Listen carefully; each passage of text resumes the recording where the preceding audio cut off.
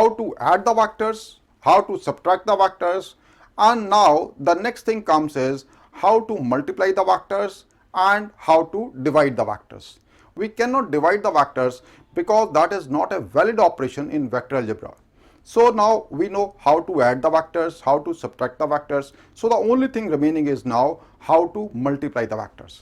We can multiply one vector with the other vector two ways. One way is that is scalar product and the other is vector product. In scalar product, when we multiply one vector with the other vector, we get the resultant quantity as a scalar quantity, that is purely a scalar, purely a number. Whereas when we say vector product, in vector product we multiply one vector with the other vector in such a manner that the resultant quantity is going to be a vector quantity. These are only two ways. Who is going to decide that is whether we have to have vector product or a scalar product? That is how the physical quantities they have been defined. Like work has been defined as scalar product of force and displacement, whereas torque is defined as vector product of force and the distance from the line of action of force. For a time being, we understand that is we can multiply a vector with a vector two ways. One is scalar product, the other is vector product. So if we are talking the multiplication of vectors,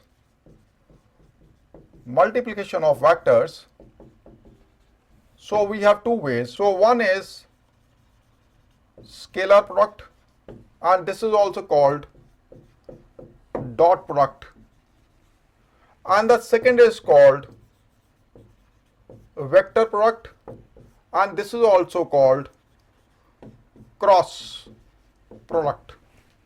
When we talk the scalar product, that is we have multiplied a vector with a vector and the result is going to be a scalar quantity. It is going to be a scalar quantity. It is not going to have any direction. It is going to have pure magnitude only. But when we multiply the two vectors in such a manner, that is we are using vector product method, then the resultant quantity is going to be a vector quantity. That is, it is going to have magnitude also, it will have magnitude also, and it will have direction also. Like over here, the example is work. Work is F dot S. It is a scalar product, dot product, scalar product of force vector and displacement vector.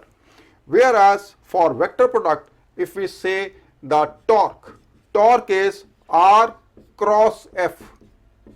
This is kind of a distance or what you call as momentum, and this is force vector. If we multiply these two, this is a cross product. So resultant quantity is going to be a vector quantity. Over here work is a scalar quantity. I have not put an arrow on top of this. That is, this is a scalar quantity, this is a vector quantity. So we can multiply a vector with a vector two ways. One is in scalar form, so that resultant quantity is scalar quantity, and the second is when we multiply a vector with a vector so that we get a vector quantity. Let's understand how to do the scalar product and how to find the vector product.